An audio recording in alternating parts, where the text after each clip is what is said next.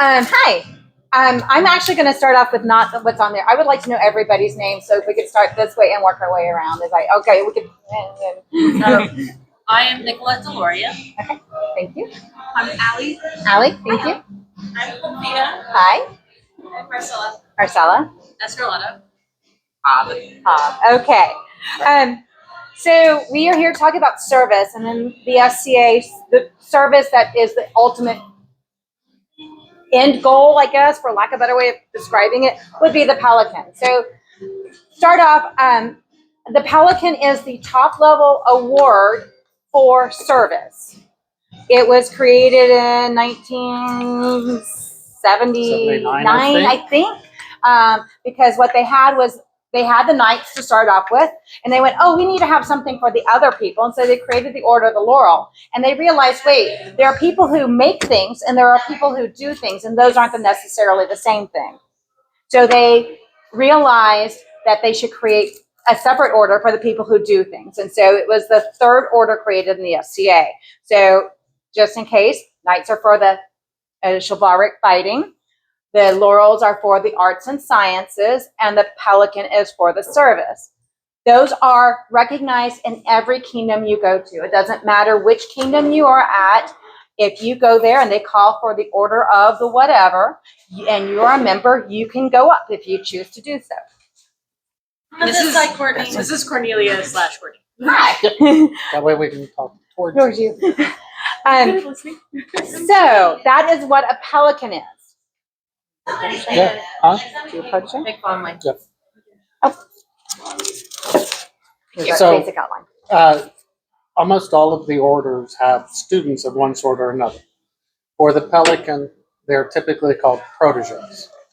That's a student to a pelican. That's all it means. It's not a protected word or anything like that. They typically wear a yellow belt as a sign of indication that they are a protege and have intent to become a pelican potentially in the future. So that way there's an outward expression of their inward intent. And that's just like with the armored combat. Squires wear red belts or red sash or red baldricks, depending on who the teacher is. For laurels, they wear green. And they have apprentices, that type of thing. So you only want to go, why are y'all telling us these things? So that's kind of why we're here, so it, go ahead, my love. My name's Phelim Gervais. Most people know me as Pug. I've been Pug for a very long time. I started in the SCA in 1989. I was elevated to the Order of the Pelican in, what was it again? 2000. 2000. We had to look at the scrolls. We had to look it up. We also were Baron and Baroness of Bgwlad in the early teens. Yep. I got my pelican. It sort of happened in a strange way for me. I was not a student of anyone. Actually, at the time I got it, proteges were a new concept and didn't have the best of reputations. That said, I didn't care about that. I was here to do work. I was doing work. I was recognized somewhat early for this compared to some others in the organization because I did something innovative at the time. Starting in 1993, I put the SCA on the internet. I started with email lists, moved to the web, got it for the Barony, got it for the kingdom, helped other kingdoms get up and running, so forth, so on. So it was an innovation service, which is difficult for people to understand. At the time, some people understood it, some didn't, but they all knew it was a big advantage to us to have it because we were reaching out to people in new ways, and the internet suddenly took off after 1993 for some odd reason. I'm Myfanwy and Pug. I started in 92, 91. I don't know. I never can remember. My first event was actually helping out at TRF. And that was when the SCA was officially involved. I had to actually sign a waiver. So I'm like, oh yeah, I always forget that was technically my first event because I was a college student having a good time.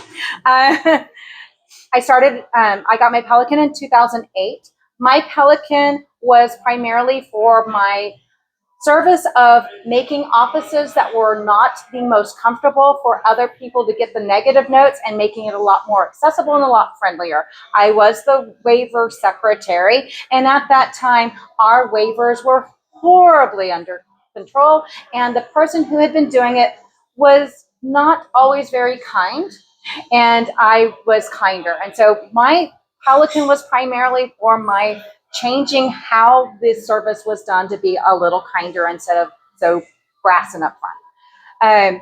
I did become a protege. However, I took my protege belt after I was already a Star of Merit. So I had already done all this service, had gotten my grant level award, but Star of Merit is the grant level, so the middle level. I'd already gotten that award when I realized I had been going to a couple of people asking for advice on how to navigate the politics, and I wanted them to get the recognition that I got there if I ever became a Pelican. It was not because I felt like I exactly needed further guidance.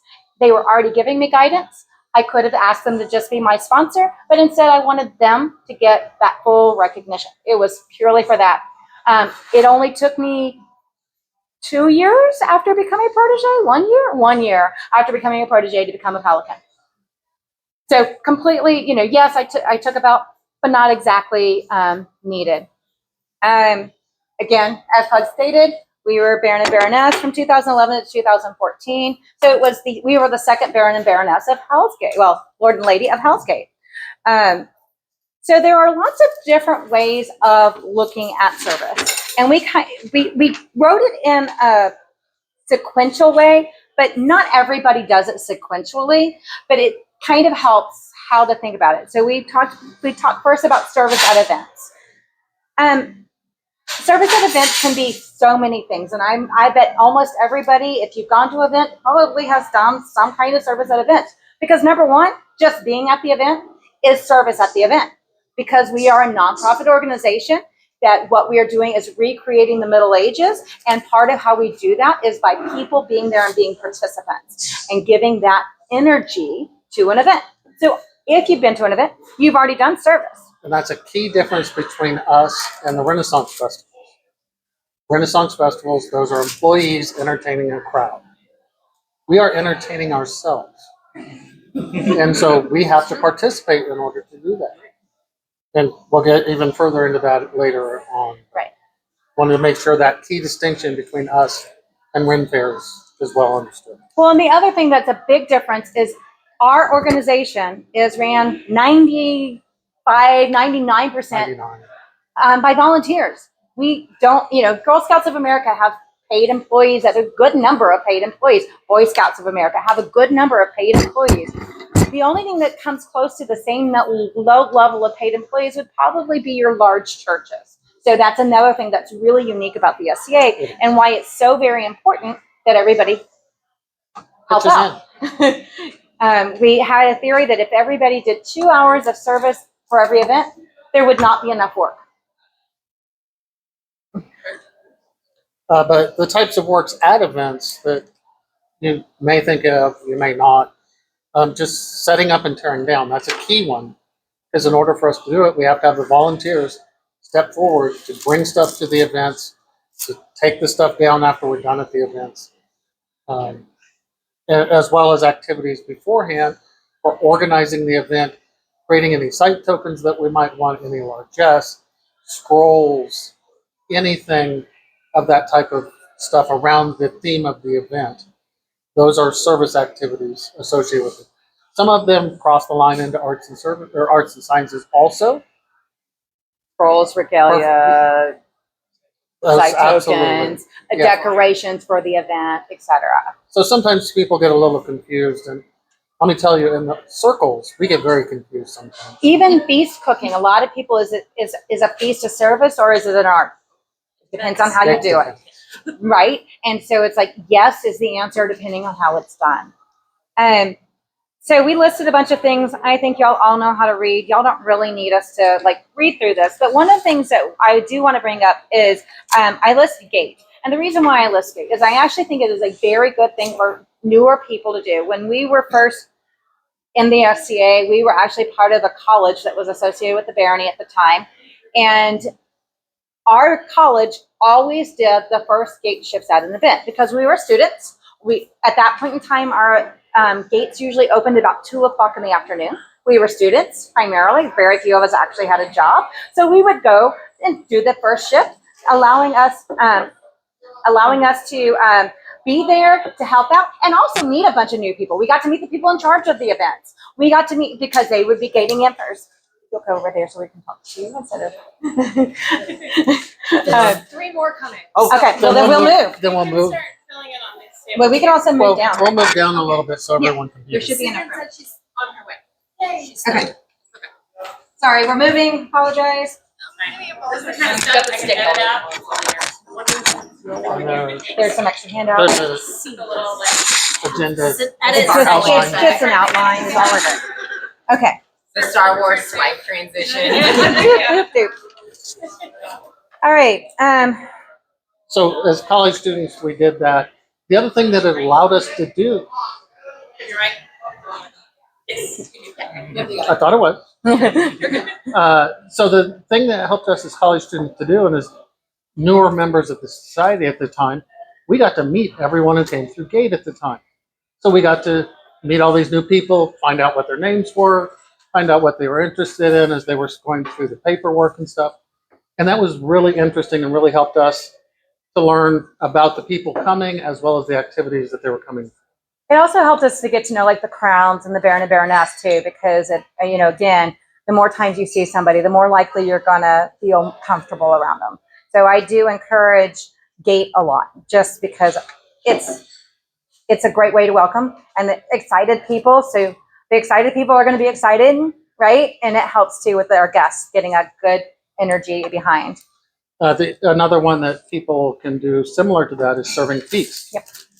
You get to go around and see all the people, see all the nice setup that they put together, as well as find out what they do and don't like. So it gives you a good introduction to people in a setting that is less daunting than just walking up and talking. So before we go any further, do y'all have questions for us at this point in time? Because I know we've talked a lot at you. Yeah. How do you volunteer for feast and gate and things like that? That's actually a very good question. So how do you volunteer for Feast and Gate? Well, I'll be honest, that's changed a whole lot from the time I started. There's usually announcements at our practices. There's usually announcements online. A lot of times nowadays, it looks like Sign Up Genius is one of the things that people use a lot. But you can also go to if you know the person who's running it, you can go directly to the person. If you don't know the person who's running it, you can go to the people running the event. If you don't know who that is, you can go to the seneschal or the nobility, and they'll be able to help you get to the right person. And if you don't know who they are, then just ask someone. Just ask somebody. Say, I don't know how to volunteer, and they will always find a place for you. Can I volunteer day off? Depending on the activity, 100%. Because frequently people don't show up, or they are really busy, or things happen, or they didn't get all the spaces filled.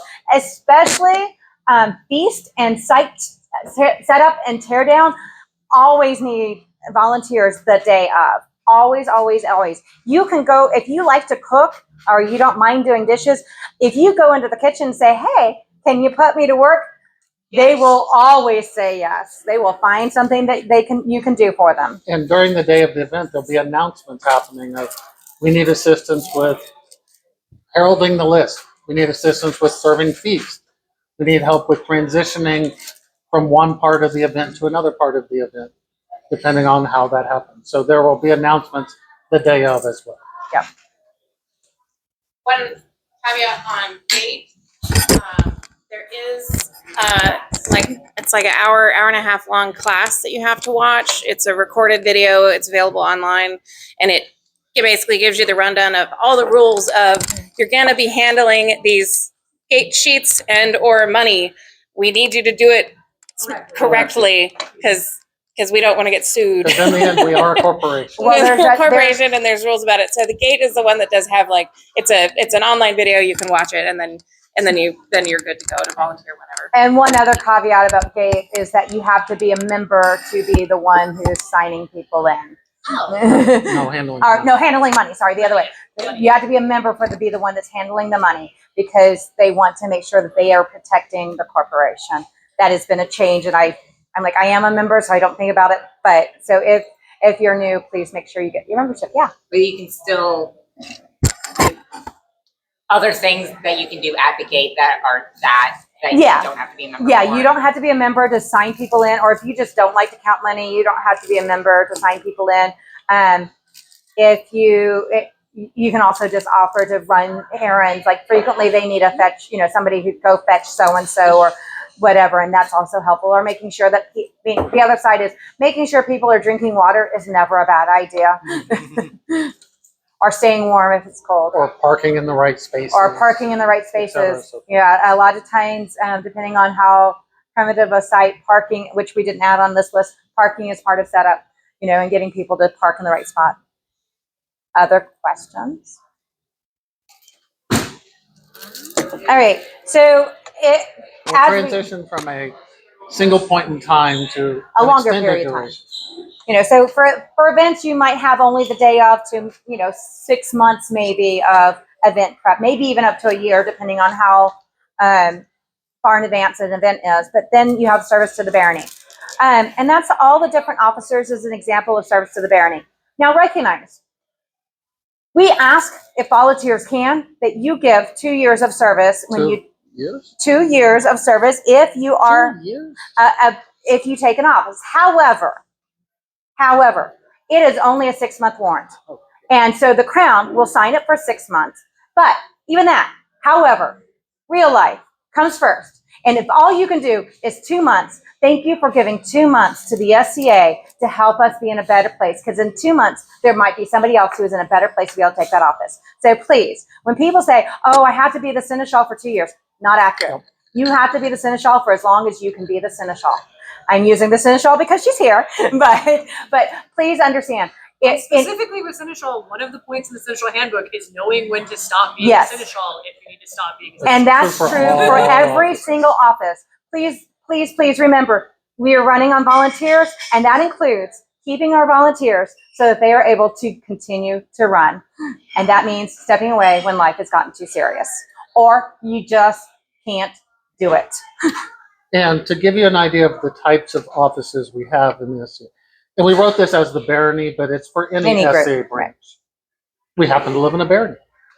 So one of the roles we have is the territorial nobility. That is an office, just like any other.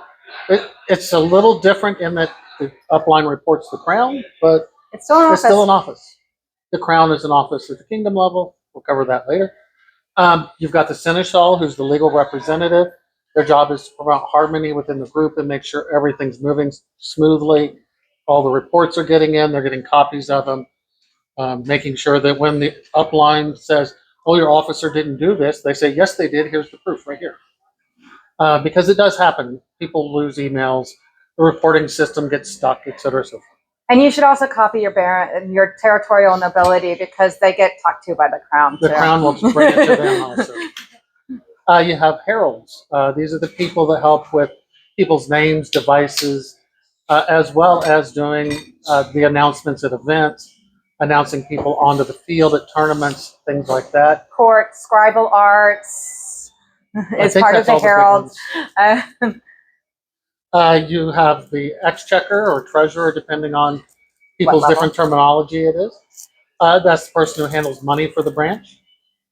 So they do the monthly and quarterly true-ups of the accounts and make sure the reports happen, annual reports, et cetera, so forth. You have various marshals. All the activities we have, in order to have the different practices we have to have a marshal for that area. So for armored combat, for fencing, for archery and thrown weapons, et cetera, so forth, there has to be an officer associated with those types of things. I know I'm missing things now. So your turn. You made me lose. What is chatelaine? There we go. Sorry, I was going to the wrong terminology. Chatelaine, which is our person. Welcome our new people, as Clara is our chatelaine here. We have The chronicler, which is the person in charge of doing our newsletter, which is a requirement by the SCA that we do a quarterly newsletter at minimum. There's the web minister. There is in our The different Barony, social media. yeah, social media. In our Barony, we also have I just lost the name. Quartermaster, thank you, which is in charge of keeping track of our stuff and the count of our stuff. And I know we have other ones that exist, but that's kind of gives you an idea. And With- in order to Go ahead. move into those offices, they often have deputies. That way someone can get their feet wet and figure out what the roles of the office are, what are the duties of the office, and am I really interested in this in the first place? That way you get to try it before you buy it type of activity. My very first office was deputy hospitaler. I'm going to call it by what it was at the time. And I was like, yeah, you know what? I'm not very good at talking to brand new people. Even though I'm pretty new, I'm not very good at that. So I did not ever take the office of a hospitaler, as an example. And then you have special project offices. For example, autocrats are stewards of events. People use those kind of interchangeably. That they are a deputy seneschal for the activity of running an event. Demos, a demo coordinator. Such as Sherwood Forest demo. Those are deputies to the hospitaler and or seneschal in order to help recruit people and to promote our organization to other people. Well, and even social media, frequently we'll have deputies for the different social media platforms. There is basically, the way I look at it is, if you don't want to do one aspect of your job, find somebody who wants to do that aspect of your job and deputize them. It's a great way to handle it. And there's And that- also the children's. And children's, yeah. There's some, That one requires background check. that is true. Any of the youth specific activities require background check. Minister of Children, Youth Rapier, Youth Armored Combat, they do require a background check. There has been some push of seneschals having to have a background check. There's no reality on it. There's nothing else. For the tasks with kids that take extra steps, Mhm. like that background check, how do you get that process started? Well, that depends on this current process, because that has changed. I believe the current process is you would message your upline officer. So if you want to be a youth armored combat, you would message the Kingdom Armored Combat Marshal and say, I would like to be a youth armored combat. And then you would submit, they would say, okay, we will let you do that. And then they would send you the information on how to complete the background check, because they have to do a process and then you get an email. I believe that's still what it is. That's how it was a year and a half ago. So I think that's how the new process is.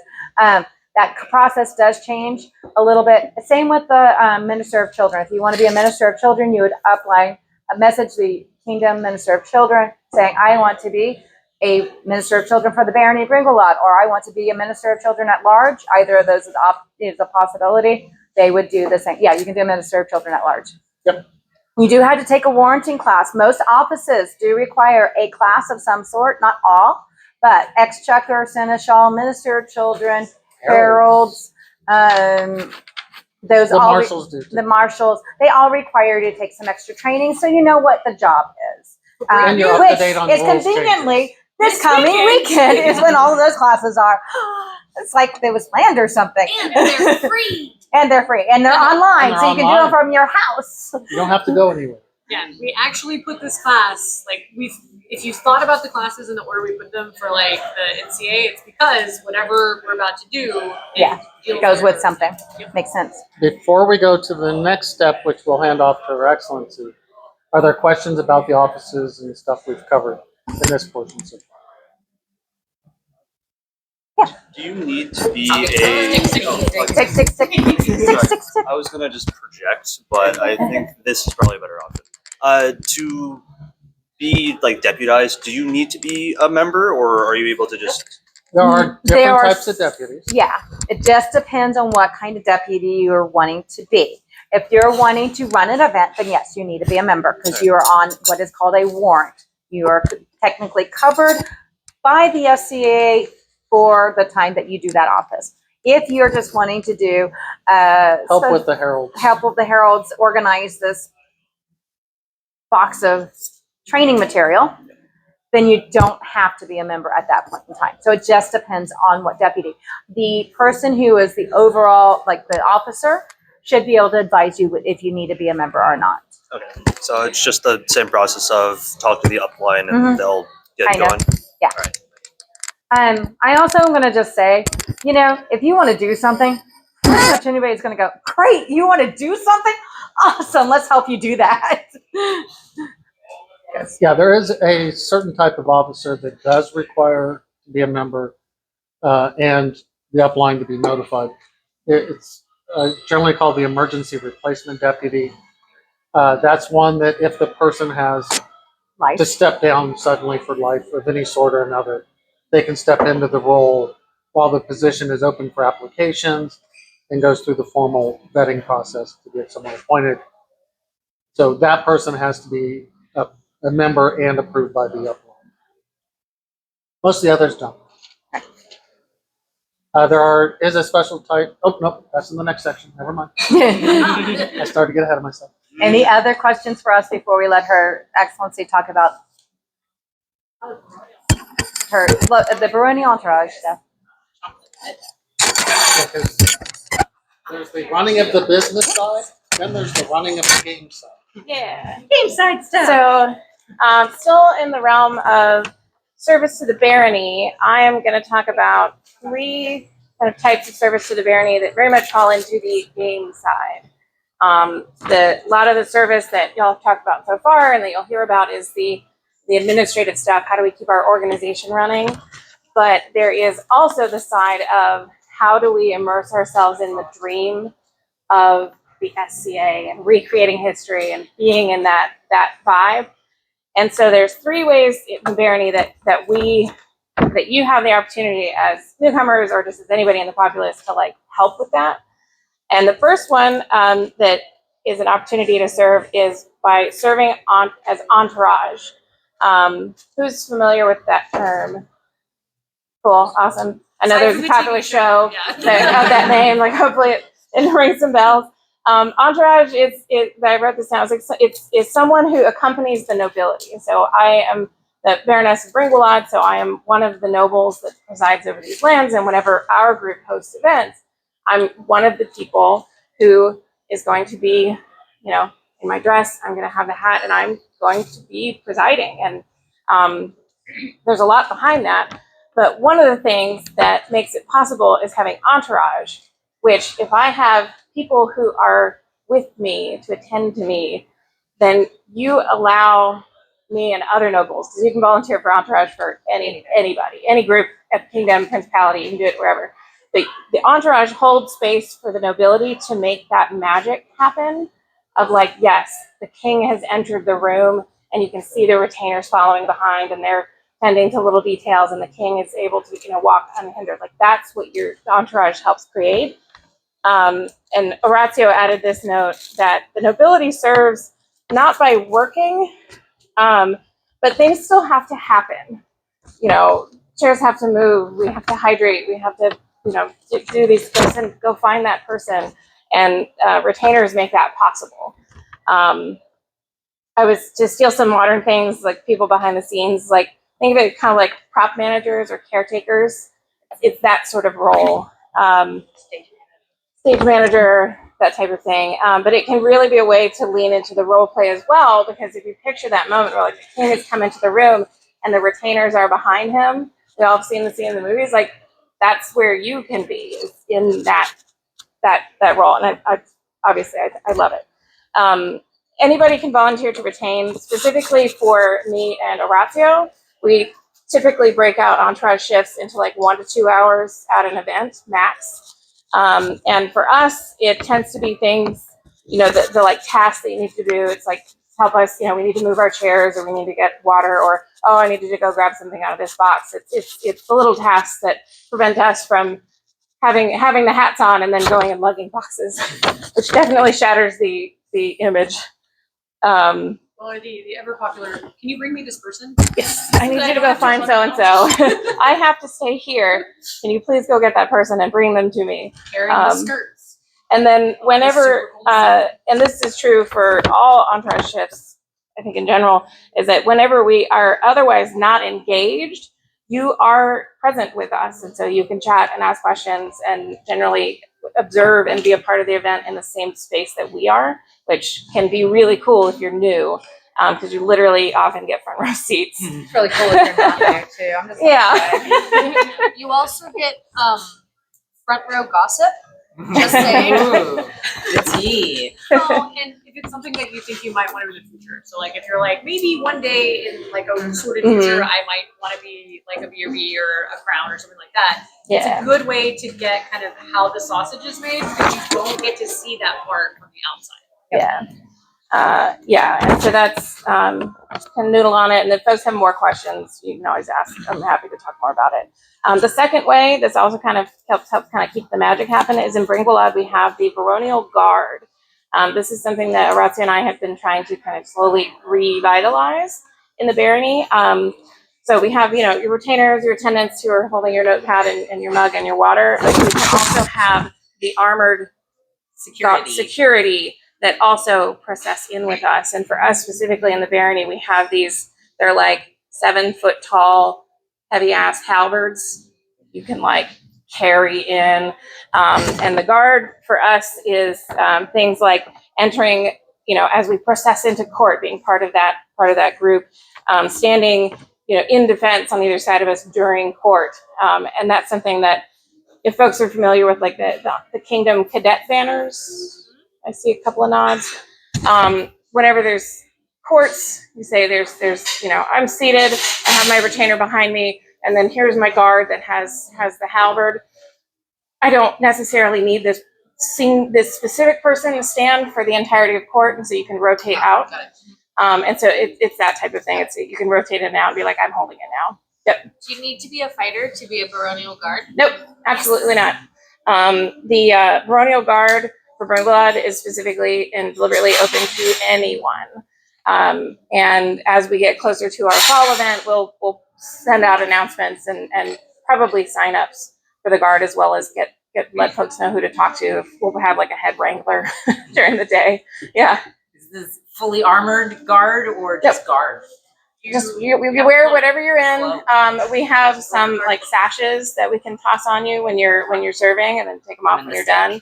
Yeah, and then you hold the weapon, and so you don't have to bring anything other than yourself. So Full plate armor, yeah. I don't know. One of the other things that baronial guard sometimes does, if there's a stage, if people need help with getting up the stage, they could also be there as a hand for the people getting up the stage. And sometimes the guard, when there's a large number of members of the guard, will be people that will help open the door as people are coming in when they're hauling stuff or things like that. That is another thing that, depending on the robust of the guard numbers, can be other ways that the guard can serve in this Barony. Yep.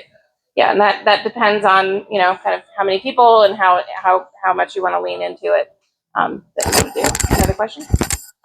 This is kind of entourage and baronial guard. Cool. My experience of entourage has been, it's a really, really great way to ask people who've been in longer, done higher up positions, like how things work, how to basically build an SCA career, get that advice. Yeah.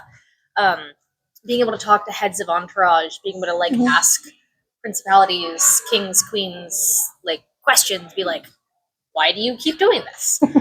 Is baronial guard similar in that you get the opportunities to talk to the B&B and ask how things work? So in the kind of state that it is now of the rebuilding, the guard is not in a place right now where we have a constant presence of guard, ideally the same way as entourage, but it's something that we want to kind of build back up to, so it certainly could be.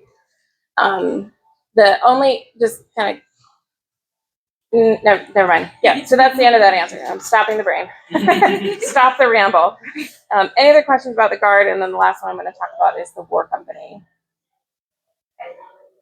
Okay, so the war company. This is a fun one because the war company is also open to everybody. It's especially encouraged, and I invite any fighters to join the War Company, because this is our bgwlad, the army, the units that we send out onto the field at our bigger events. War of the Rams, Gulf Wars, especially events that have melees. The War Company is our company of fighters. You don't have to apply for admission. You don't have to have a certain level of experience. You just say, I'm in bgwlad, I'm in the War Company. And then you start coming to melee practices. And I am then a fighter. and- I'm from bgwlad. and there you go. And if you're not a fighter, you can also, we do periodic work days to outfit folks with matching tabards, or I have a full-length sideless surcoat that matches the tabards, but I don't fight in it. I stand on the side and I cheer, because that's what I love to do. And so it's open to everybody, open to all fighters. And our, if you've seen, we have a bgwlad, rapier, and shiv commander. We also have a Hell's Gate, rapier, and shiv commander, and those 4 for their respective fields end up being the kind of number 1 and number 2 to organize War Company activities. Yeah. So like at Gulf War, where we get points for like ANS and service points and anything, would that be also another place that you could have a War Company member that's not necessarily on a field? Yes. Absolutely. So one of the activities, corrections they did mention, is fighter support. Mhm. That's a very key thing, because fighters, I am one. We're stupid when we're fighting. We forget water. We'll forget to drink water Yeah. and or snacks or whatever. So having that Having someone somebody who there. will do that as well as stop you, Mhm. make sure you're okay, because we get into a haze sometimes when we're going back and forth in the melees. Yep. So yeah, and that is considered part of the service to the event. And one of the things that His Excellency and I do at the bigger wars, not at Gulf Wars because getting the field space is limited, but at War of the Rams and other events that have melees, we will do our best to make sure to get a field pavilion so that we can have, here's the bgwlad field by the pavilion, so I can sit my hat on and thrown, and we can have water and snacks and shade and things, and basically a home base for all of our fighters and fighter support and artisans to come glom up and cheer during the fights, which I really love. It's very fun. It's so fun. It's like football for me, and I love it. Me too. One of the things that builds within the barony and within the stronghold is a sense of community and camaraderie, because you are part of that whole. You get to be identified as part of that, and it really encourages you and people who've been in a while to keep doing it and to keep coming back and to knowing these people and being part of that sense of community. One of the things that is said over and over and over again when you ask people who've been in the society for a long time, why are you still here? It's the friends I've made, and it's the friends I continue to make. That's why I am still here. Yes, I have my friends I've known the whole time I've been in the SCA, but I also have a whole lot of brand new friends, and that's why I'm here. And so that camaraderie between doing the officers in the barony, to being entourage with their excellencies, to baronial guard and war company, that sense of belonging is what I think most SCAers seek, because that's just what we are seeking. We don't quite fit in the normal society, so we're finding another sense of belonging. And especially at big events where there's a lot going on and you've got a chaotic schedule, having, be it at camp or by the field, be able to say, there's the halberds, that's a place where I can go, is also just really, really powerful. Yes. And the most important part of all of this, the tabards look really freaking We'll pull garb up is pictures fun. afterwards. The tabards I may overlay some onto the stream when do. I edit it. Yeah, I You like look it. amazing on the field. So that's all I have for that section. All right. So I'm happy to turn it back to you All guys. right. So we've covered from an activity that happens on a single day or a single weekend.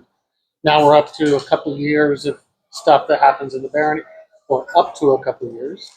So I want to say you have to do it for a couple of years. To the bigger area, not just the barony, but the region. And that means different things to different people. This kingdom officially has 3 regions. Southern region, which is basically south of DFW. The central region, which is basically DFW and a few of the groups around it in the central part, the northern part of Texas. And the Principality of Benton, which used to be the northern region. It gained an identity. It petitioned to become a principality. So these are the types of regions you have, and officers exist in those as well. Right, and so just like so when we said you can talk to the upline, that is the upline for those offices, right? Those regional offices, for the most part, are just a bureaucratic group.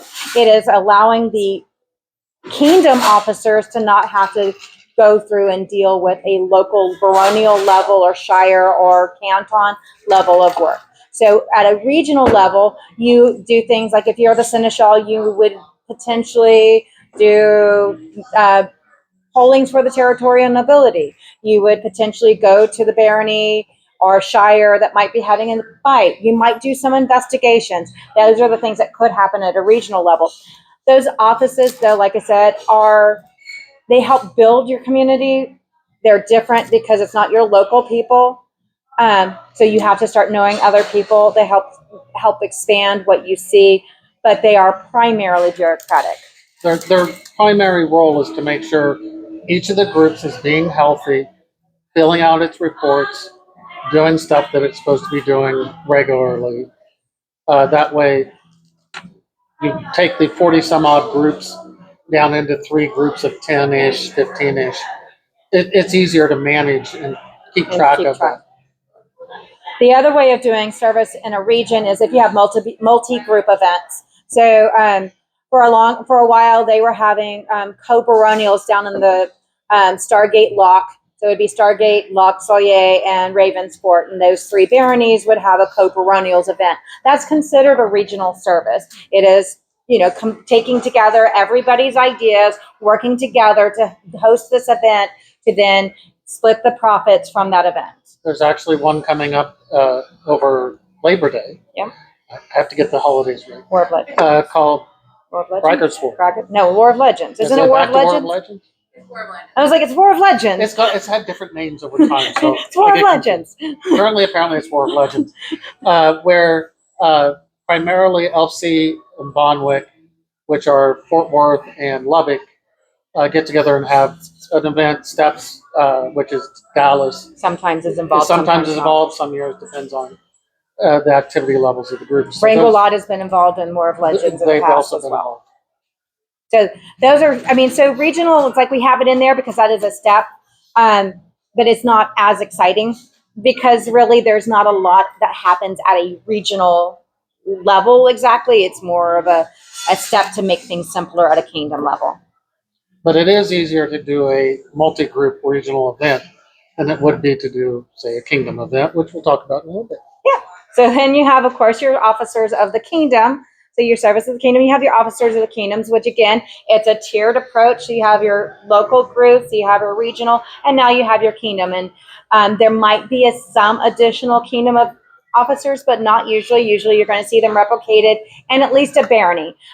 Shires, because we didn't talk about it because we live in a barony, shires have a fewer officer requirement than baronies do. So you may not see them in shires or cantons. So you can do an officer. At a kingdom level, you can also be deputy to the officer, which a kingdom officer. But at a kingdom level, officers are frequently called greater officers of state or goofs, and they are a lot more work. Now you have the whole kingdom is relying on you to have this activity occur. And you are not only overseeing all, your hopefully your regions are being able to do a good job, and so your regions are telling what's happening in the local level, but you're also usually working with the crown. You're usually working with society. You have a lot more work. It is more like if you're talking a local officer, I'm just using numbers. I don't know. Let's say it's 20 hours a week at a local office. It's probably at least double, if not 3 times the amount of work at a kingdom level. I mean, it is intense amount of work, depending on which office you are choosing. However, it means you get to affect the whole kingdom, which is very satisfying to see the whole kingdom make these changes. So that is what's kind of the bonus of that. It's not about, it's not about the work, it's about the outcome, right? So that's kind of cool. And some of those offices, the great offices, have a lot of deputies. Those deputies sometimes have specific names that people are used to hearing, but as a group, they're generally called the lesser officers of state. These are the ones that are not mandatory for the kingdom to have. Great officers, we must have them or we cannot be a kingdom. Corporate requires. Corporate requires.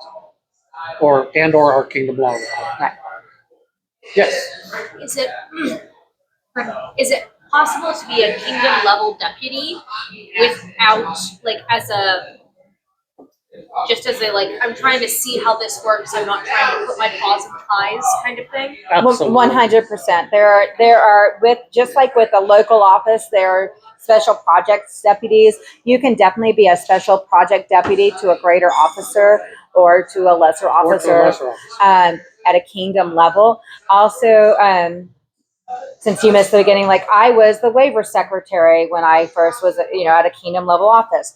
Was it a kingdom office? Yes, sort of. I mean, it was a deputy to the seneschal, but it wasn't. I was now kingdom seneschal. I just held this part of the job, and that's always definitely a way to go about and kind of start to see how much do you want to deal with all of this. And what happens a lot at the kingdom level are there are topic specific deputies because it is dealing with the entire kingdom. So the heralds have a lot of deputies based off subjects and topics such as name submissions, armory submissions, keeping track of the order of precedence, which is where you get your awards, and keep track of that at a kingdom level.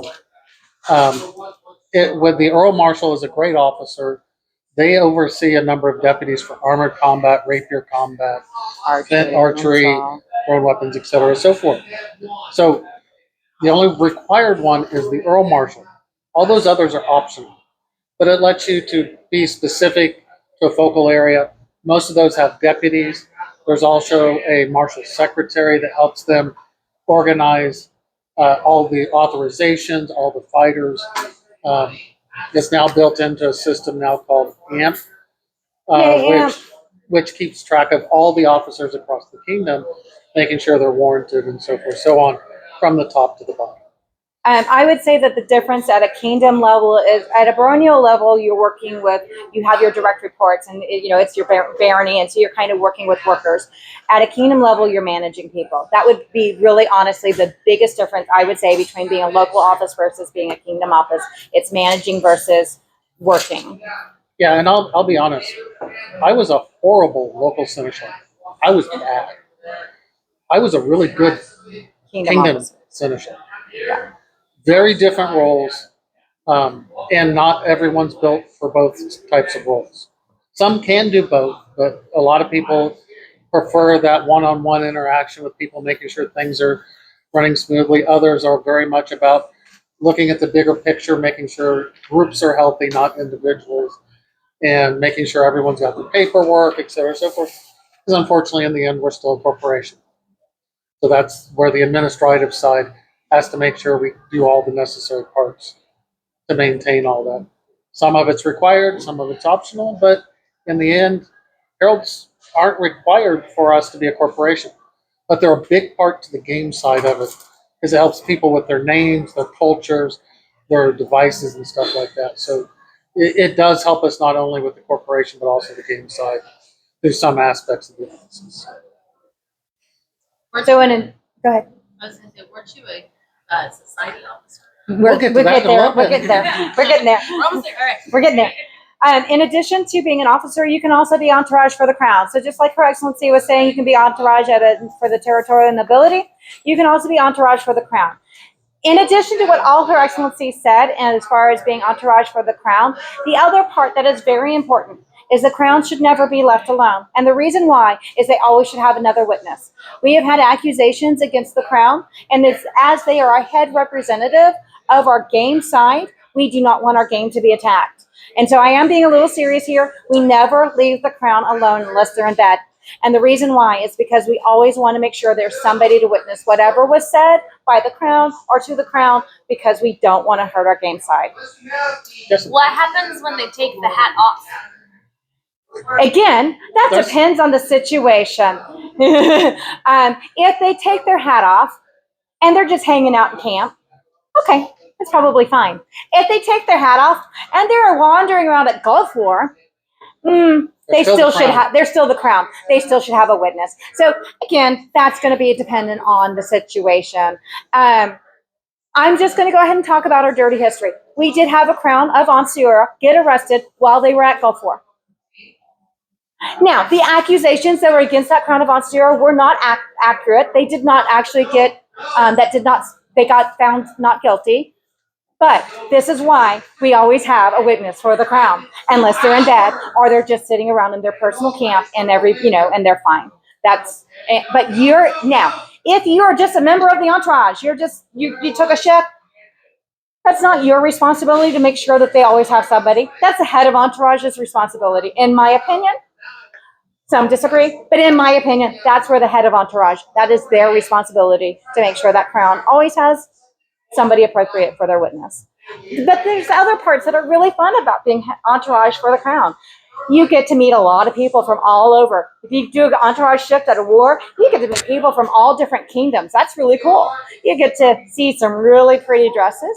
You get to see some really cool largesse that they're given, largesse or gifts that they're given, and it's really pretty. They sometimes even share their wealth that they have gained because somebody gave them something. They sometimes share it with you, which is fun because you might get a really neat taste cordial, or you might get some really good food, or you may just enjoy a really good conversation. One time when I was visiting the Kingdom of Meridies, I actually went and did a shift with Her Majesty of Meridies at the time because they do things different. So I went and sat down and I got to have a conversation with somebody I never would have, enjoyed, and we found some commonalities and all of that. So you also get to meet people that you don't, until you meet them, you don't know if they're your friend or not yet. You get to meet new friends. And just like we had at a local level, there are kingdom level events. We just had one last weekend. We're having one next weekend. These are larger events typically that pull in from different specialty topics across the kingdom. Last weekend was Kingdom Collegium, which is a classroom type thing. It covers arts and sciences, it covers service, it covers combat and other martial activities. This coming weekend, as we mentioned, is Roundtable, where they're covering different warrant activities. There'll also be open sessions when you get to talk to the other officers and things like that, or just listen in if you want to.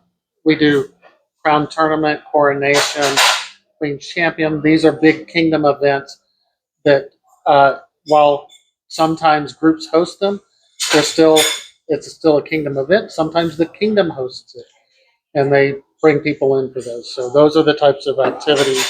Well, and one of the Go things up. we didn't mention in here, but will be coming, not in the too far distant, will be our anniversary event. Kingdom anniversary events are a lot of fun. I think we're actually waiting until we have the 40. I don't know. I don't know when our next one's going to be, but Kingdom anniversary events are a lot of fun, and those are usually fairly large, and so that is another opportunity of serving at the Kingdom level. The other things are special projects at events or not at events. So, for example, I like to do list coordination. So that means that I frequently get asked by the Crown or to run the list for an event or for them, and I get to do all the signups, and I get to make the cards, and I get to help figure out the best way of doing the coordination. That's a Kingdom service. And as was mentioned before the meeting started, creating regalia for the kingdom is doing service for the kingdom. People do this often. You'll see they'll have largesse derbies or regalia derbies and things like that to help build the coffers of the kingdom, because all those people who are getting awards up there in court from the crown, most of those come with a token of some sort or another that is specific to that award. Someone has to make those. Or And since we're a painting, volunteer right. organization, who makes it? Or painting charters, which give every single award pretty much gets a charter. Go ahead. I've seen. I have two questions. The Crown give out to newcomers specifically, like cups or mugs or hats Yep. that don't necessarily look handmade largesse. Can I give them like some cool mugs that are like period-esque? Yes, And how that Absolutely. would I give that to like the B&B local level, or would I give that to If you Kingdom? want- Either Both, is or- acceptable. Okay. Roxy and I, because we report directly to the crown, more likely that we're gonna interface with the crown at some point. And so if you have largesse or things that you want to make it to the crown, you can always give it to us and we'll make sure it gets there. I have a stash for you then. Excellent. Important thing though, if you're gonna give a largesse to us to pass on to the crown, include a piece of paper, a note card that says who made what, if they were handmade, or who donated what. That way we can give that to the crown and they will have that as to know where it came from. Just And like then- when they're doing the charters, if Yeah. they're handing out handmade stuff, they like to give credit to the person. Yep. Yeah, and then same thing if you're donating largesse to the Barony, include that as well, because as great as my memory is, when I'm in the middle of an event, my memory is Out. shot. And having a little something written down is a lifesaver. Yes. Yep, you got another question? I do. This might not be relevant for the whole lecture, so feel free to ignore it. I have heard that on Kingdom Entourage shifts, there's a thing called the spare liver. And I was also thinking of that. don't drink alcohol, but I love being a part of Kingdom Entourage. So I have avoided all of the evening shifts for that reason. Is there a way that I can do evening entourage shifts without being a spare liver? Absolutely. 100%. You There's know, no requirement you drink for the crown. Okay. People do joke about that, yes. frequently, if there is a crown that actually really needs that, they're going to assign somebody that's in their immediate circle group of their chosen family. They're going to usually have somebody very specifically for that if they actually really need that. I And think not that all our crowns drink. and many of our crowns are getting so they don't drink. I think as we see our society growing and changing and developing and accepting of the fact that not everybody partakes, it's going to get easier and easier for a crown to say, thank you so much, I don't drink that, and just deny it at the very beginning. So I would say, please, if you don't drink, but please serve. Or pair up with someone who does. But honestly, I don't drink either. the so- entourage members should not be drunk because they need to be witnesses to the crown. So entourage members really shouldn't be drinking. So is the other side of that. So because you need to have your wits about you so you can remember what happened. Okay, any other questions? Questions about the kingdom level?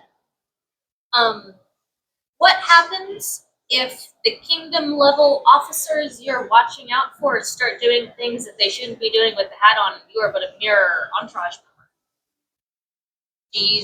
Who do you go get? Typically, you would get, it depends on the circumstance, but what I think you're trying to get at is you would find the autocrat or the seneschal of the event. They are Or- the legal representative Or the head of entourage if it is. if it's not a truly legal issue. Right, if it's a, hey, this is not appropriate kind of thing, head of entourage would be another one you might go to. I do not believe you don't, just because they're crowned doesn't mean that they're above the law. So Oh, please, God. if they break the SCA rules, you tell on them. I don't care. Just because, yeah, just We'll talk about that more in Yeah. just a little bit. just a little bit. I have tea pertaining to a lot of things. Yes. All right. So we have gone all the way to the kingdom. The next step is society. And so we broke this up in service to society versus corporate service because those are two different things.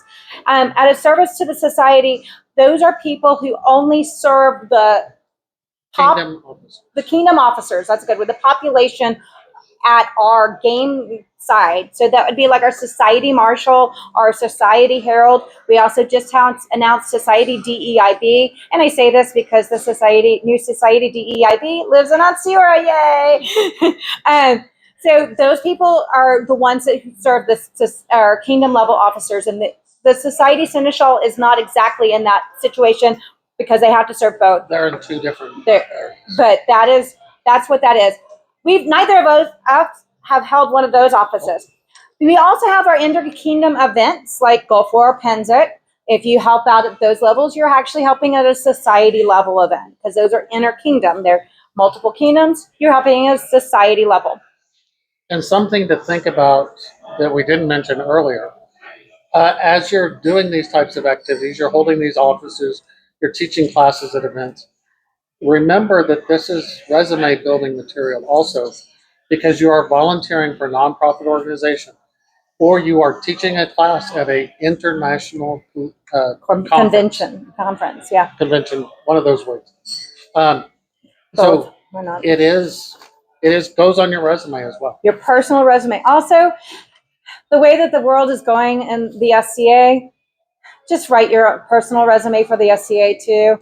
Just put in all of those offices. I sit here and I say this with the chagrin of I don't like it, but that is the way our world is going in our society. So as you start, don't be like me and go, oh, I had to create that 20 years later. Great.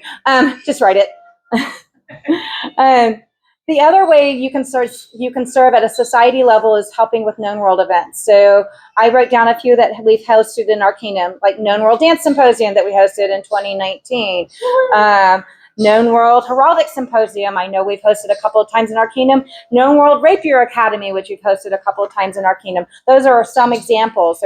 If you want a known world whatever, there probably is one that exists, and that bidding process is a little complex depending on what it is. For example, dance symposium, I had to go to the dancers of the known world at Pennsic and kind of talk to them about it and kind of propose that SCA host it. And then I had to go and write up a proposal, an event bid for the Society Minister of Arts and Sciences and give my budget. And then and while doing that, also getting it approved by the kingdom. It is an awkward process for known world dance. And every one of those have different processes, but they do have to be approved at a society level. Because they're dotted line to society and to kingdom. So yeah, so those are a little awkward.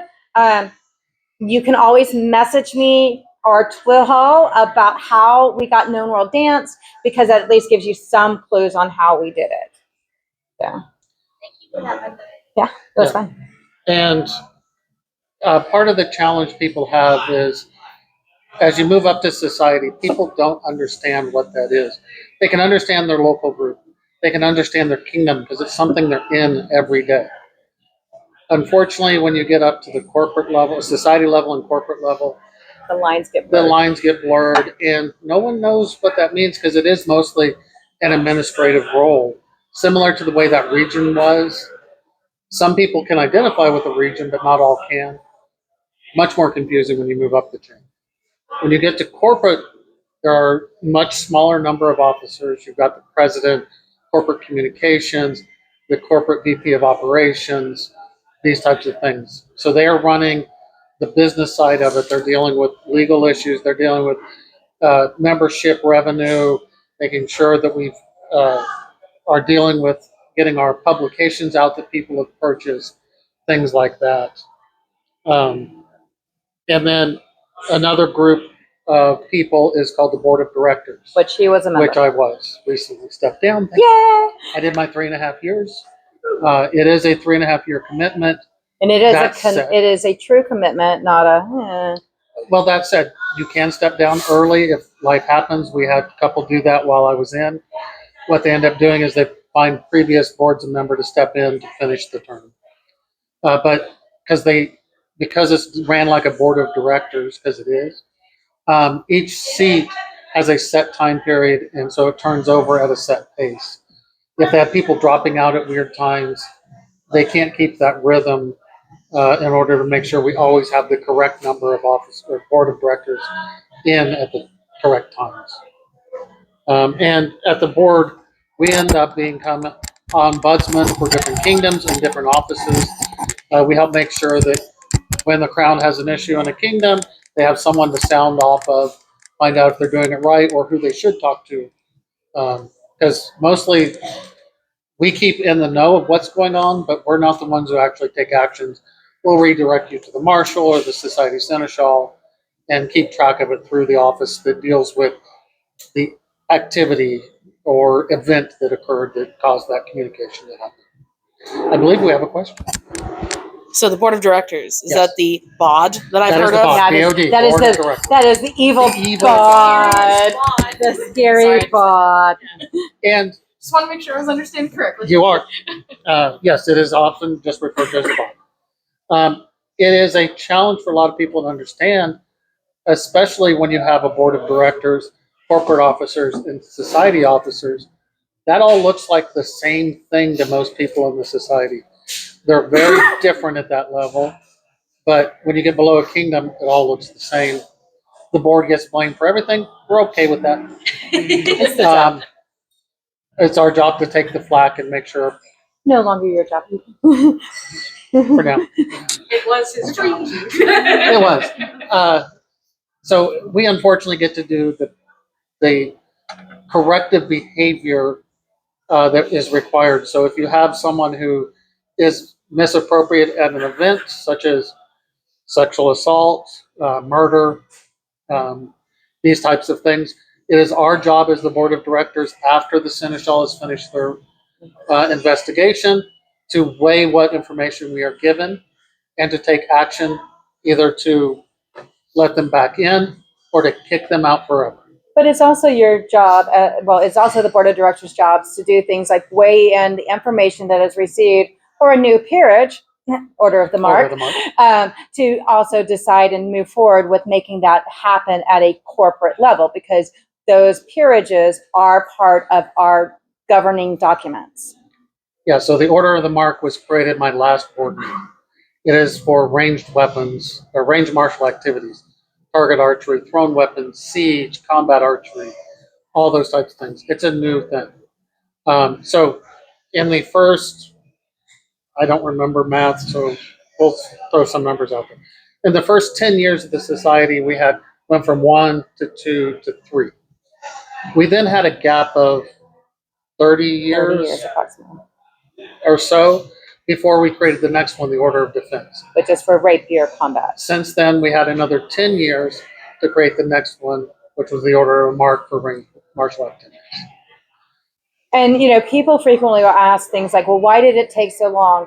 Well, the thing that people have to remember is that each of those orders are part of the SCA branding. So the consideration of branding, the consideration of the service to the population at large, and all of that is part of what the board of directors has to weigh in. They only can make decisions based on the information they're given. They don't get to just research it. They have to be given the information. So it is also based on feedback from the population. When he was on the board of directors, the number of times those meetings had only 2 people listening in on the meetings was horrendous, in my opinion. If we sit there and go, we want the board of directors to listen to the population. How can they get that feedback if we don't give it to them? So how do you go find the board of directors meetings? Because I would be super interested in that. So they're usually announced on the SCA Facebook page. They also frequently are announced, copied onto, I believe now that there's the official SCA Discord, I believe they will also be posted on there as well. And And each of the kingdoms usually trickles that down to their kingdom. right. But when in doubt, this is where I usually find them.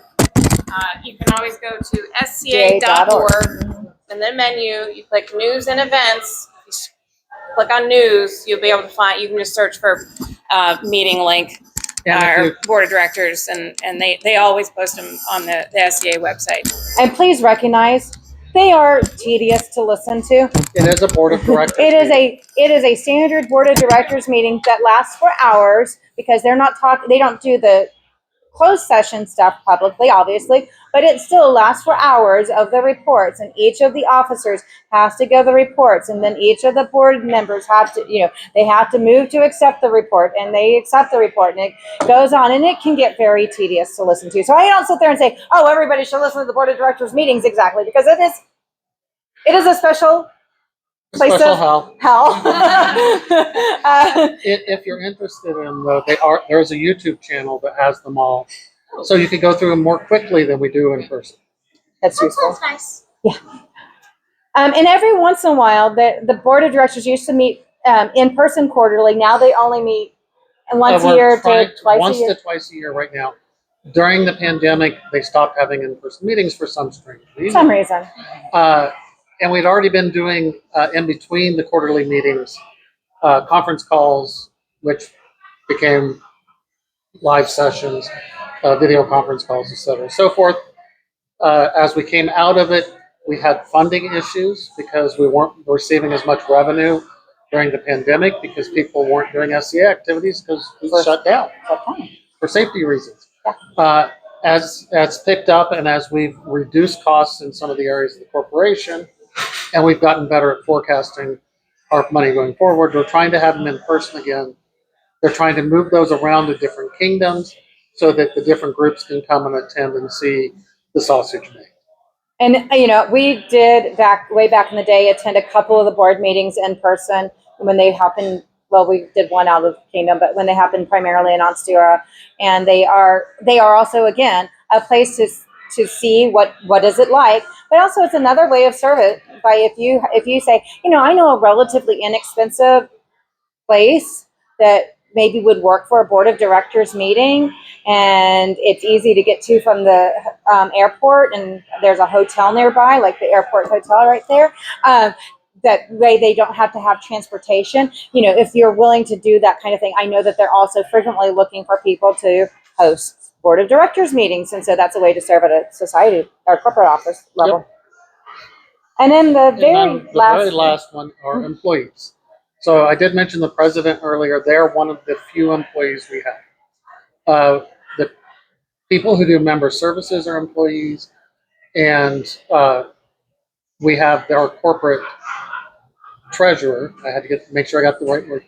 Is an employee. We've got about 6 employees total. There are some others that receive stipends, but those stipends are they're like $250 for the year.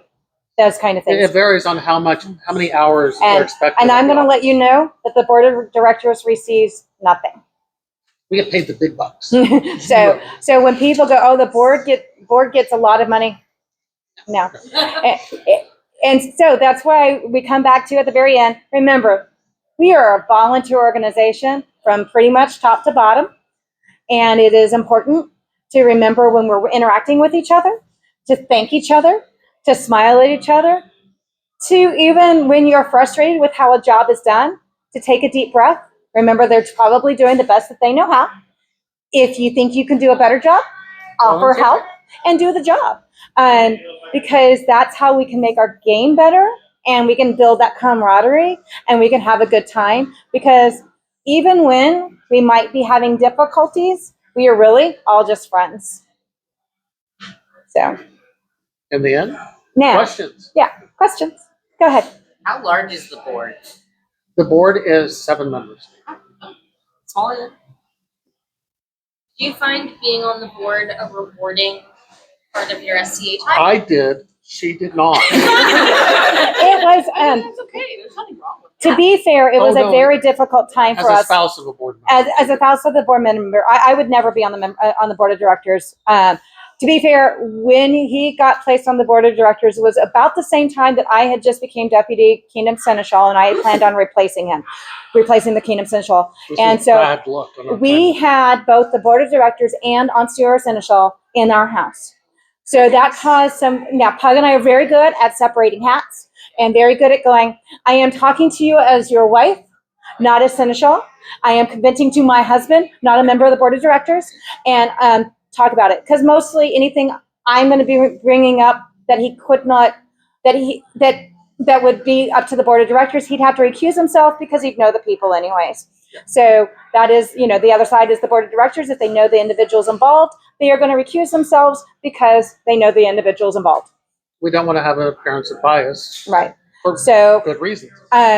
So there was those difficulties. And so by the time I stepped down as Kingdom Seneschal, which I stepped down about 2 months early for my 2 years because of timing of things, it was better for me to step down when I stepped down. I was getting done with the number of meetings that the board of directors had, because they had a whole lot more than they told us when he started. And that is how I will say what I need to say. Am I glad he did it? Yes, I'm glad he did it because I think that there were some effects that he had on the corporation that helps our society at whole. But am I really glad that he stepped down? 125%, if not higher. Yeah, a board member, in addition to the quarterly meetings, has a monthly conference call at a minimum. That's about 3 hours. It's 3 to 4 hours, sometimes longer. Mm-hmm. In the evening. The quarterly meetings are a full day and a half. When I mean a full day, it is a 13-hour day. On Saturday, and then whatever. And then another 5 hours the next day. That's if everything goes well. There's problems, add at least another 3 or 4 meetings, plus the interviews for the society For the officers. different officers, for the replacement board members, et cetera, et cetera. So you basically invited in a whole nother spouse called I the would- BOD responsibility. Correct. I would say he did about 60. Yeah, and then add my seneschal responsibility. In some ways, it was actually easier while I was seneschal because I had my own work I needed to do while he was doing board of directors.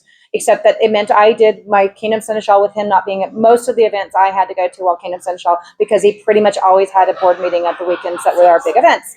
So I am definitely glad that I have my husband that can go to the events and I don't know, be at This Crown weekend. Tournament or go to Kingdom Collegium. Yeah. If he was still on the board, he would not have been able to be at Kingdom Collegium. That was a board meeting on Saturday. Yeah, and don't the board meetings, if something's going on that needs to have investigations, that would be like additional hours and everything that members. That's of the part board of- would go. That is part of the special meetings we have, as well as part of that 13-hour day before the board meeting. So, yeah, most of those, the special investigations if people are misbehaving, the short reports are probably 100 pages. I don't think I saw one exceed 600. And yes, we read all of it. So the 2 weeks before the board meeting, we are reading and reading and reading. Fortunately, we have electronic communication. Because back when we attended some of the early ones, they were bringing multiple 3-ring binders of Binders. printed paper to read. It is a lot easier as far as that now, without a doubt. I mean, and also it makes kingdom officers a lot easier too because you can have your, kingdom law and corporate governing documents on your device, so you can frequently just look it up. So when you get asked a question, you can find out the actual right answer right now. And going up to the society and corporate, it takes a special kind of person. It's not for everyone, nor should it be. I would encourage for anybody who wants to be an officer at our kingdom baronial kingdom level, go read the austere kingdom law. I mean, it's not that large of a document. It helps you understand basic structure of our kingdom. So I would encourage any of you who want to be a kingdom or lower officer to read kingdom law. And each of those offices has a handbook Yeah. that helps you with what are the duties, the responsibilities, etc., both at the kingdom level and at the society. Yep. Yes. And if you would like to find Kingdom Law or any of these handbooks, you can go to onseer.org and in the menu, click Library. Yep. And it's been a multi-year effort to try and get all of our documents and stuff centralized in the library, and it's pretty robust now. And it's wonderful. Yay. It's so great. Yes, 100%. Yeah, there's a lot of stuff. All right. Are there any other questions? Yay. Sorry, I've got No, you're helium good. hands here too. I appreciate questions. So when I was a newcomer, I started off in a shire, and so I was pretty much immediately dumped into the shire sausage, and it was run by Caitlin McKenna. So I heard about a lot of prior sausage at many levels. And that worked great for me because it's interesting to me. I like to know how the pie is made, even when it's not pretty. We're at a newcomers meeting. How much sausage investment should the newcomers be putting towards, is it worth putting towards figuring out how your baronial sausage is made or how the kingdom sausage is made? I think that is really up to an individual. So my number one rule when I am talking around newcomers is I try to avoid the drama. I want all of you to be excited. I want you to all think that we are a loving-doving family, because ultimately we really are, right? We may fight. We may fight for a little while, but ultimately we really do like each other a whole lot.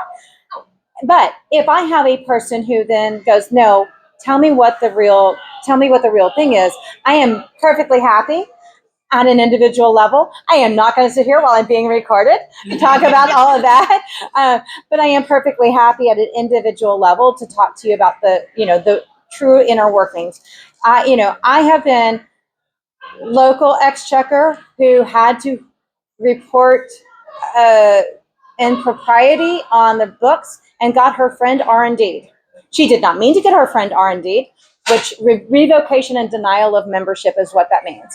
You can't play anymore. They have since been reinstituted and are able to play in the SCA, because that was not how they did not steal that money. But I was the exchequer who did that.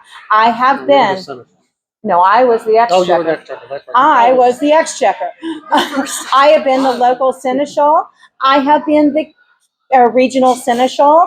I have had to do investigations at local levels for different activities.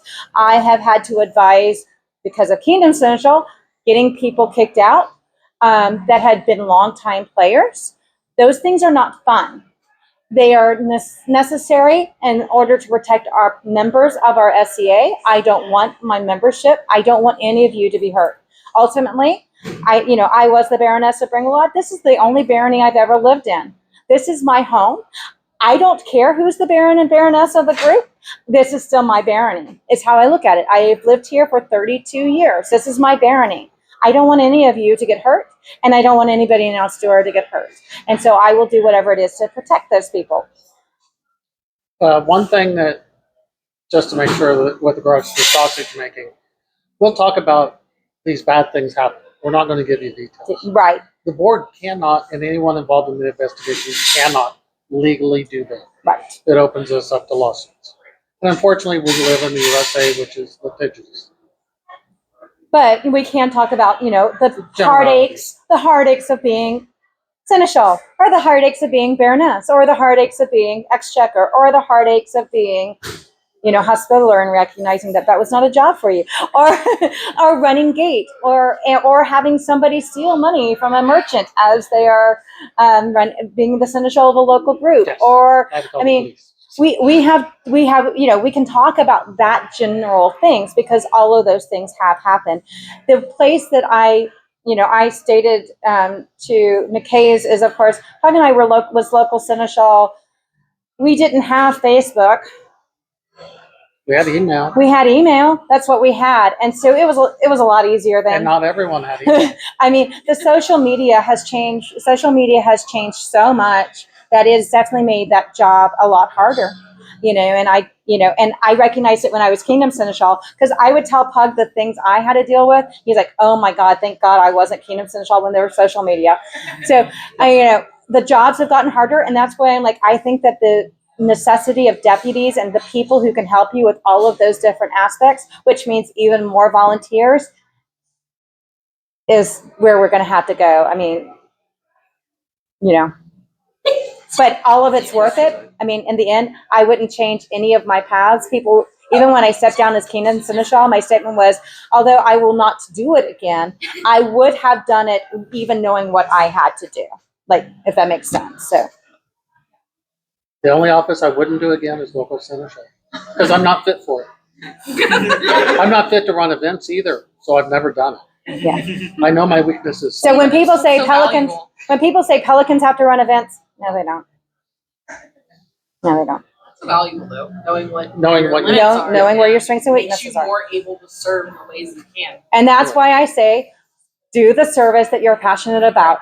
Because if you're passionate about it, you will do it well, and you will have a good time, and you won't get as burnt out. Pug and I are still playing, even after holding all of those offices, because we are still passionate about the SCA.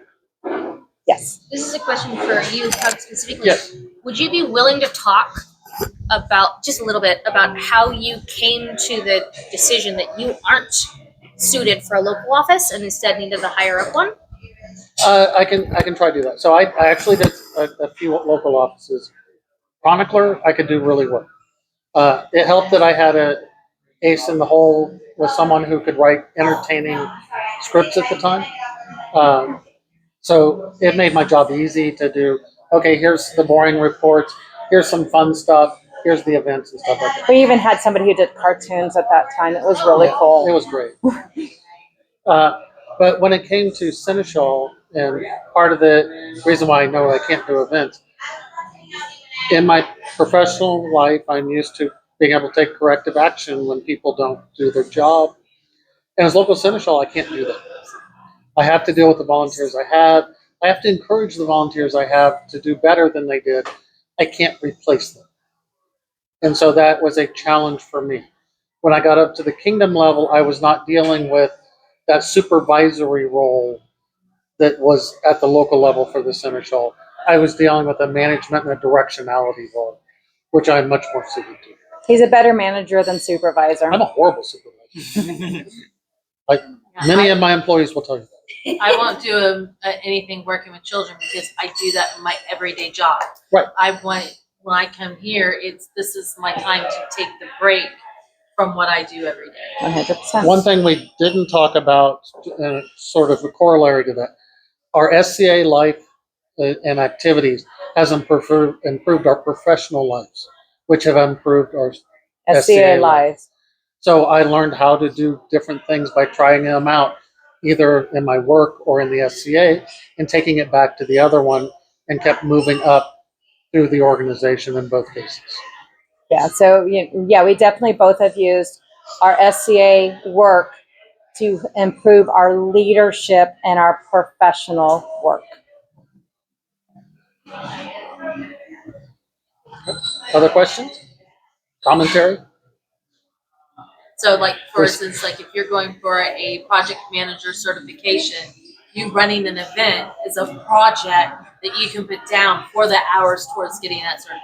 Yeah, Correct. continuing education is phenomenal. The SCA helps with that a lot.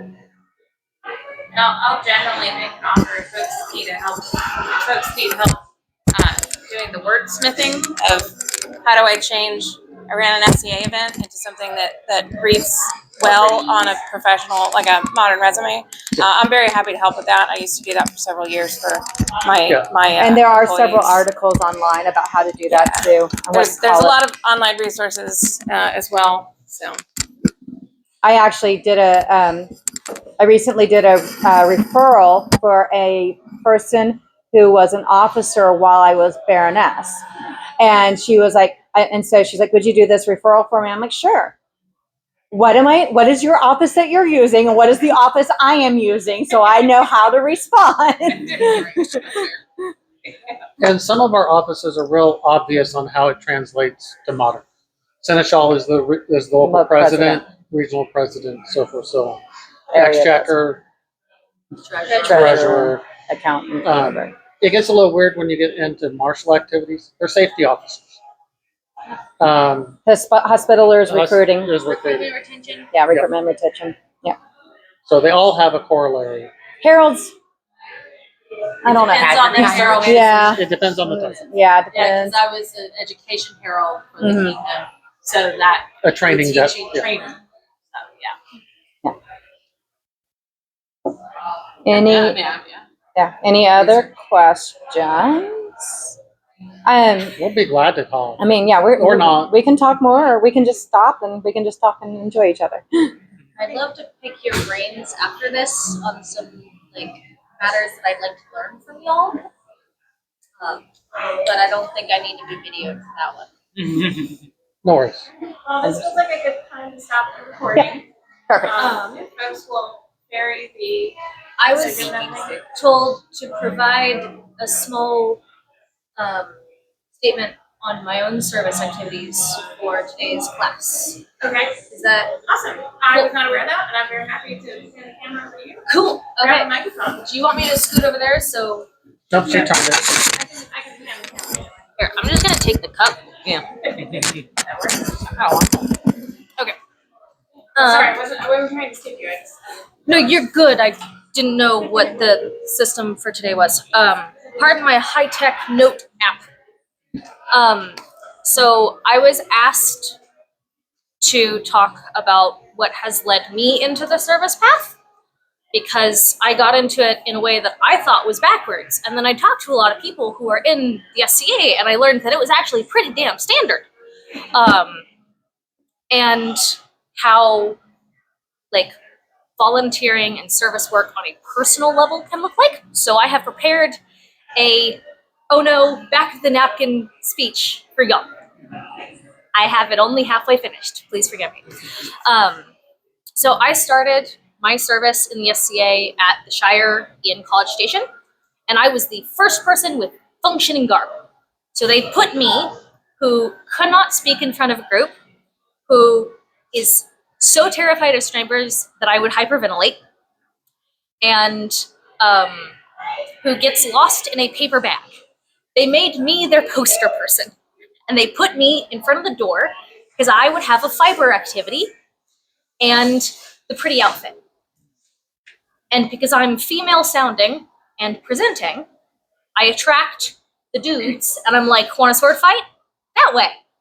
And I attract the people who are crafty with the craft project, be like, do you want to learn more? That way.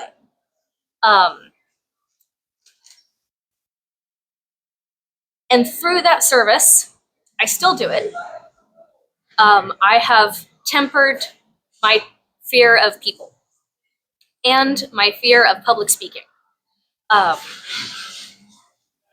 that was volunteering. I just didn't know it at the time. It was just standing at the door with a cool project, being socially awkward. And being like, you want to do the fun craft project? That way. Don't talk to me. Go that way. You want to do the hitting people with stick thing? Go that way. Don't talk to me. Go that way. So even if you're socially awkward, you don't have to do volunteering or service in a way that looks what other people view service as. I ended up becoming the exchequer because my shire had nobody left who was legally allowed to be that position. And I said, I will rubber stamp it if somebody else will fill out the papers. And they handed me all of it and said, fill out the papers. And I'm like, I don't know how to balance a checkbook. But I learned because I had so many people around who've done all of the things. I had so many people I could reach out to who I could ask, box A and B, do I add them or subtract them? You know? That was so helpful. And in the asking, and I did not know this at the time, I was putting together how I would interact with officers later and how I would end up teaching other people how to approach officers and officer positions. After that, frankly, it was a terrible experience, but I would definitely do it again. I came to Brinklot and I was like, I will never be an officer again. And then my best friend and mentor and goddamn him, Twill, looked at me and said, I have been the chatelaine for 5 years. Let me step down. You already do all of the work. Just put your name on the bottom of the paper and it'll be fine. It'll be fine. Nothing will go wrong. And I was like, fine. But it turns out that I really, really, really like being the chatelaine. I just didn't know before because I hadn't had somebody dump me into that role. I had volunteered a lot and not known that that was the word that I was supposed to be using. I was helping set up events. I was volunteering to be porta patrol and making sure that all the porta johns always had soap or hand sanitizer and toilet paper. As we call it, sanitation. Yep. And like, I didn't realize that it was so important that when you closed the soap, you turned it, and it ended up that because I just do that automatically, I saved a lot of mess because not all of them were like that. And me being weird about how I closed the soap ended up being a massive service to my entire group, and I never viewed that as service. I just thought I was doing my normal soap closing, right? I am a part of Twill's household, which is a household that feeds people and helps. That's our main goal. And a lot of the things that I have done through that household activity has been take care of my friends. What that looks like in reality is carrying a pitcher of water half full so that I'm always filling somebody's thing up. I carry electrolytes with me and snacks that are either dairy-free or gluten-free or mostly vegan, so I pass them out.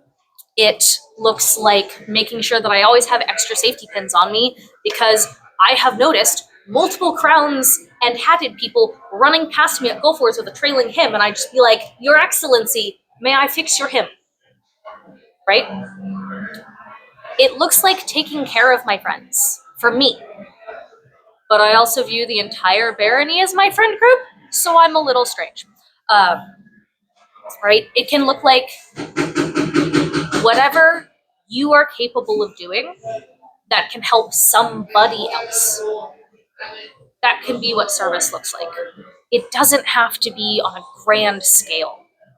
It can look to you like small acts of kindness, making sure that you're connecting two friends who really like this thing and they end up teaching a class.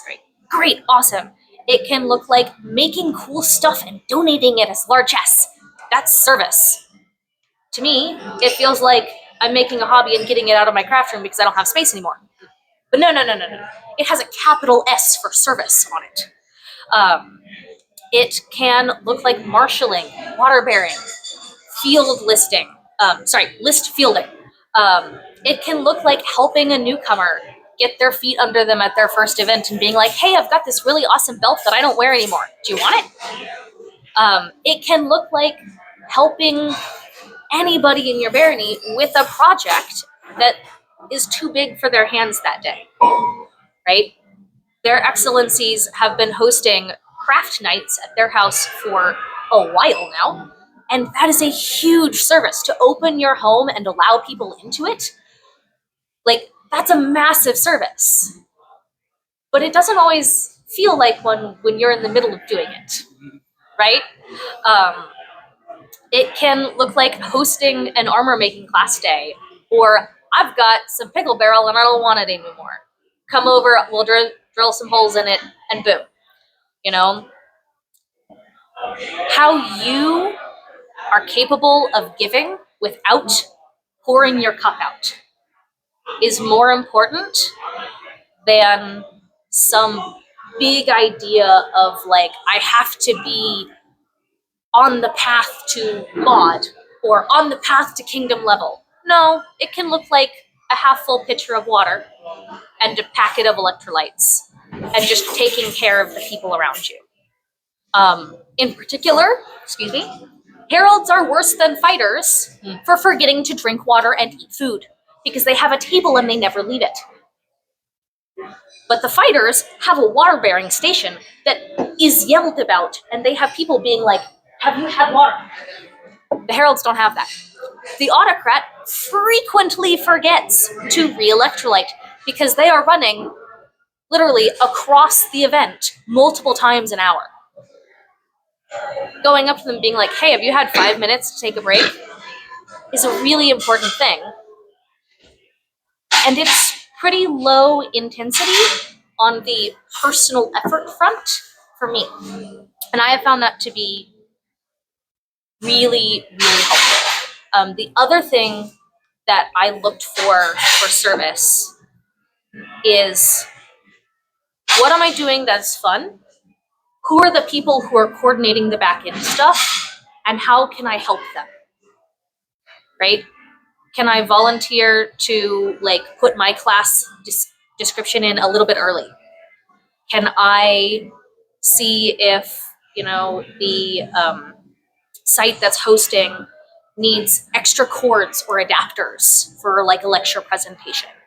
Always having an extra charger brick on me is really helpful for a lot of the teachers who have a computer but no charger brick, right?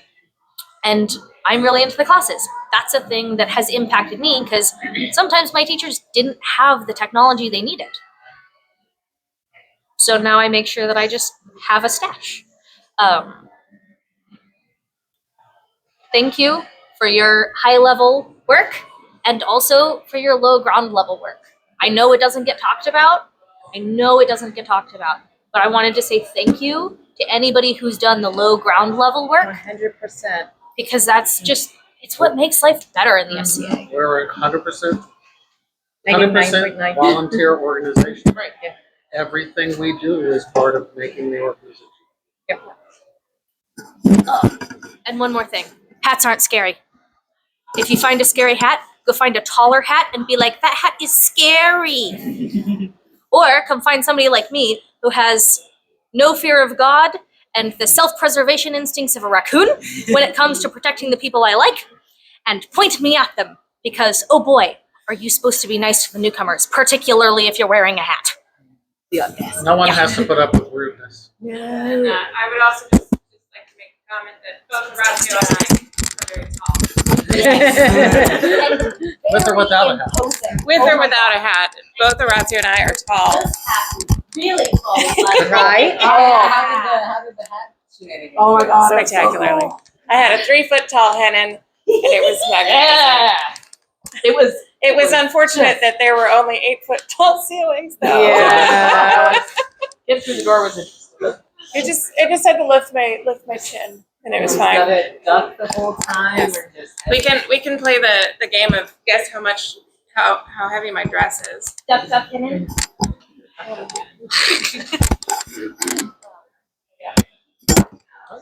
Alright, anybody have any other questions about service and how awesome it can be and how everyone's on the path whether or not they realize it? Okay, great. Yay. Did the phrase helium hands come up at any point? Nope. No. Yes. That tonight? You said it. Okay. May I define helium No, hands? earlier. She did. Helium hands is when somebody is like, oh, I can help with that. Or, oh, do you need a volunteer? Or somebody else to volunteer. Oh, yeah. Me. You don't have to have helium hands to be on the service path, but it helps. It's better to do something well than to do a lot. Or you just walk to the autocrat and go, As what else a- needs to be done? As a kind of follow up to that, the problem is not volunteering for lots of things. That's totally fine. But the helium hand of my hand is raising up to volunteer constantly without anything pulling it down becomes a problem when you're volunteering for so many things that you don't have the capacity to do them well.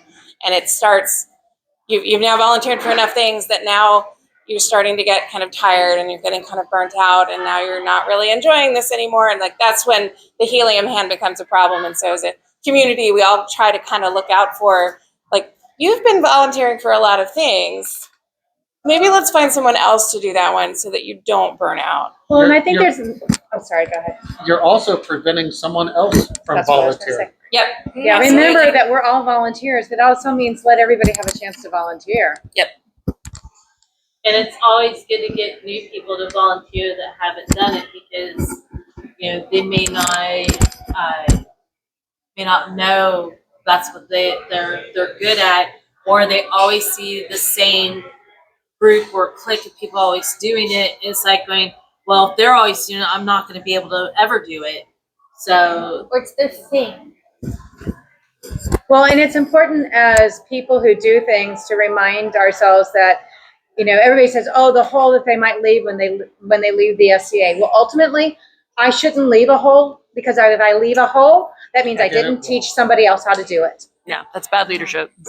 Now, we may be missed, but not a lot. Yeah.